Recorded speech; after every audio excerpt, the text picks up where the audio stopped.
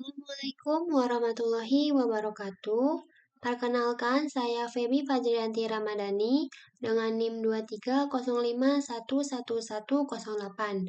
Video ini merupakan demo aplikasi Point of Sale Apotek yang saya kembangkan untuk tugas besar mata kuliah pemrograman visual.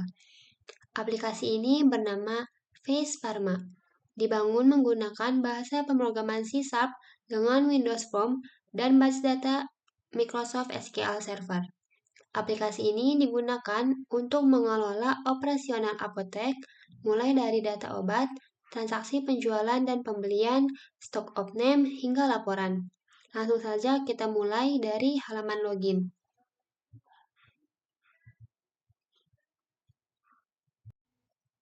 Ini adalah halaman login aplikasi. Aplikasi ini memiliki dua peran pengguna, yaitu admin dan kasir, yang masing-masing memiliki hak akses berbeda. Saya akan login terlebih dahulu sebagai admin.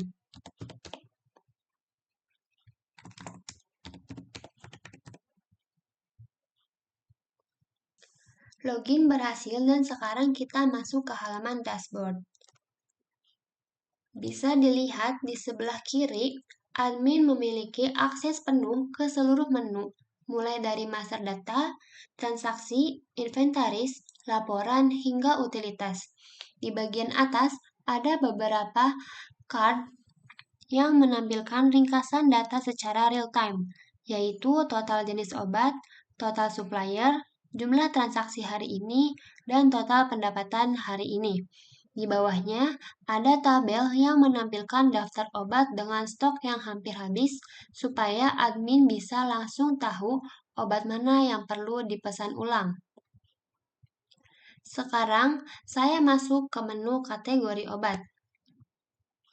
Di sini, admin bisa melihat, menambah, mengedit, dan menghapus kategori obat. Saya coba tambah kategori baru.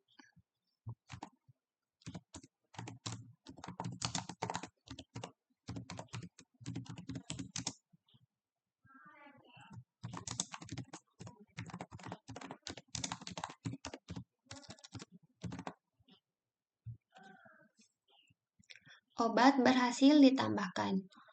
Di sini juga ada kolom search, jadi kita bisa cari kategori obat.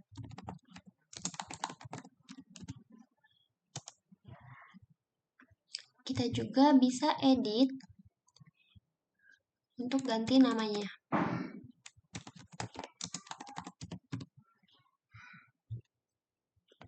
Obat berhasil diedit. Lalu ada tombol refresh. Kita juga bisa hapus. Selanjutnya, kita ke menu data obat. Di sini disimpan seluruh data obat beserta kategori, satuan, harga beli, harga jual, stok, dan tanggal kadaluarsa. Di sini saya bisa mencari nama obat yang diperlukan.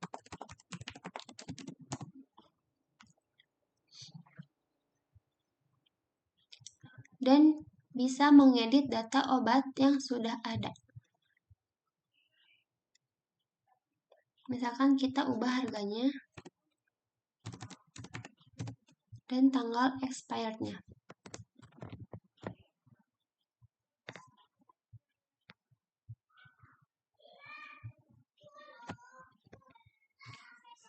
Obat berhasil diedit. Selanjutnya ada tombol refresh. Kita juga bisa tambah obat. Di sini saya akan coba untuk tambah obat dengan kategori antiseptik dan perawatan luka.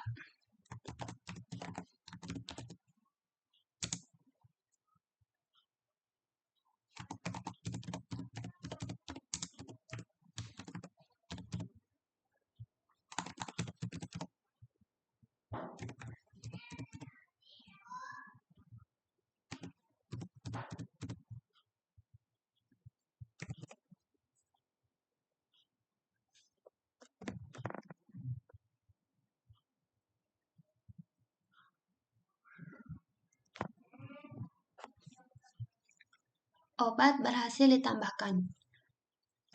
Kita juga bisa hapus obat yang sudah tidak diperlukan. Terakhir, ada menu supplier, berisi data pemasok obat yang digunakan pada transaksi pembelian. Kita coba untuk tambahkan satu supplier.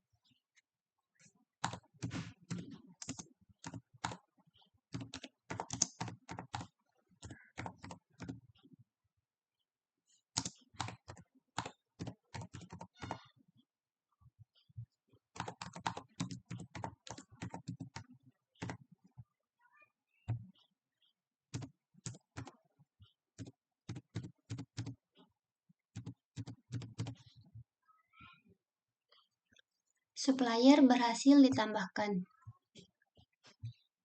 Kita juga bisa edit, misalkan ganti alamatnya.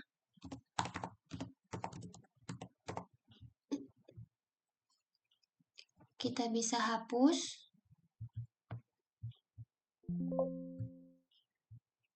Juga ada kolom search untuk cari supplier.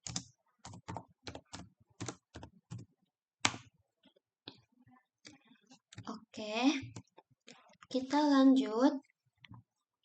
Sekarang masuk ke bagian paling sering dipakai, yaitu transaksi penjualan. Di sisi kiri ada daftar obat dan saya bisa mencarinya lewat kotak pencarian. Untuk menambahkan obat ke keranjang, saya cukup klik 2 kali pada obat yang dipilih.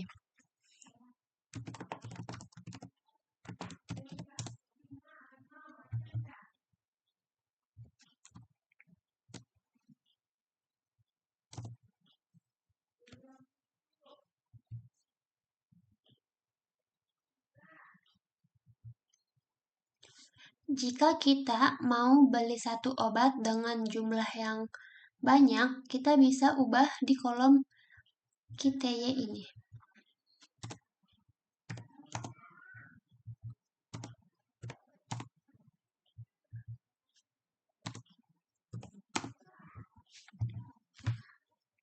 Total belanja akan terhitung otomatis di sini. Sekarang saya akan masukkan jumlah uang yang dibayarkan oleh pelanggan. Kembaliannya juga otomatis terhitung. Sekarang saya klik proses transaksi berhasil dan sistem menanyakan apakah struk ingin dicetak. Saya pilih yes.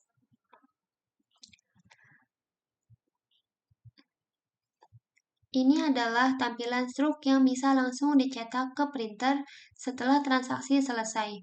Stok obat yang terjual otomatis berkurang di database. Selanjutnya, menu transaksi pembelian. Digunakan saat apotek membeli stok dari supplier. Prosesnya mirip dengan penjualan, tapi di sini saya perlu memilih supplier terlebih dahulu.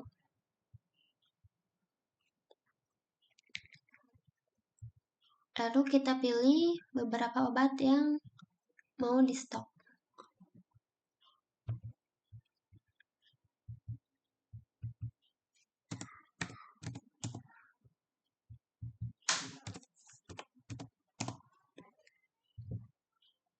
Saya juga bisa menyesuaikan harga beli.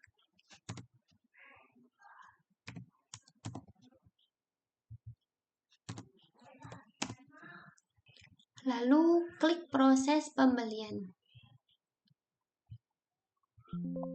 Transaksi pembelian berhasil. Setelah transaksi ini disimpan, stok obat yang dibeli otomatis bertambah di sistem. Lanjut, kita ke menu Stock of Name. Menu ini digunakan untuk mencocokkan stok yang tercatat di sistem dengan stok fisik yang dihitung manual di apotek. Saya coba ubah nilai stok fisik pada salah satu obat.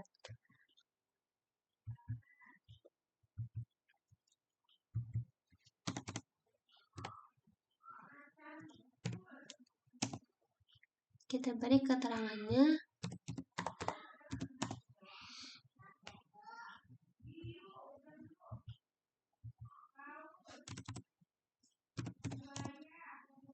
Selisihnya otomatis terhitung dan berubah warna sesuai kondisinya. Jika kurang, maka berwarna merah, dan jika lebih, berwarna hijau. Kalau sudah selesai, saya klik simpan. Penyesuaian stok untuk 2 bat berhasil disimpan. Lanjut ke menu laporan penjualan.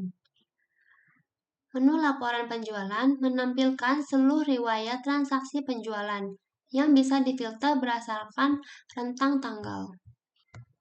Atau untuk pembelian hari ini aja.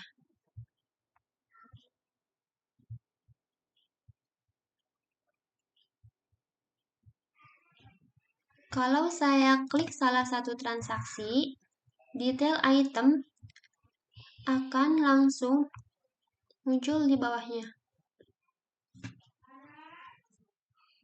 Laporan ini juga bisa langsung dicetak.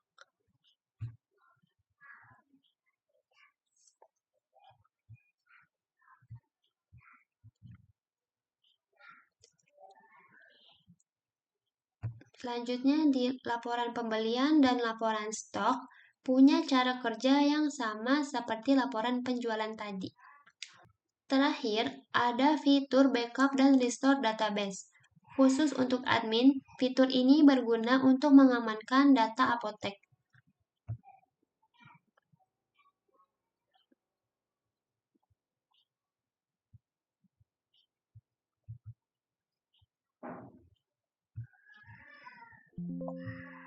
Backup database berhasil disimpan. Admin bisa memilih lokasi penyimpanan file backupnya. Ada juga fitur restore database untuk mengembalikan data dari file backup yang pernah dibuat, misalnya kalau terjadi kehilangan data. Sekarang saya log out dan login ulang menggunakan akun kasir untuk menunjukkan perbedaan hak aksesnya.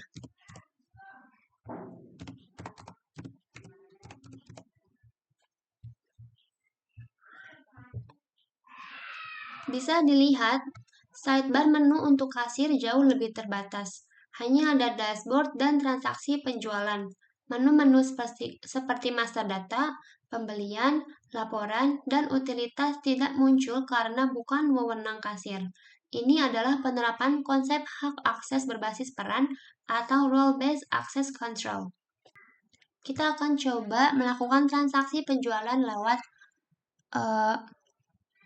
akun kasir.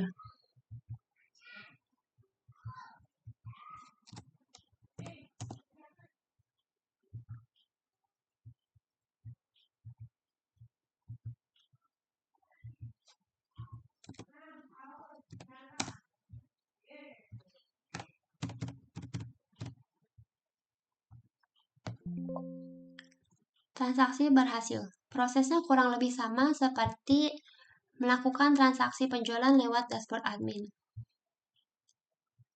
Ini ada cetak struk juga.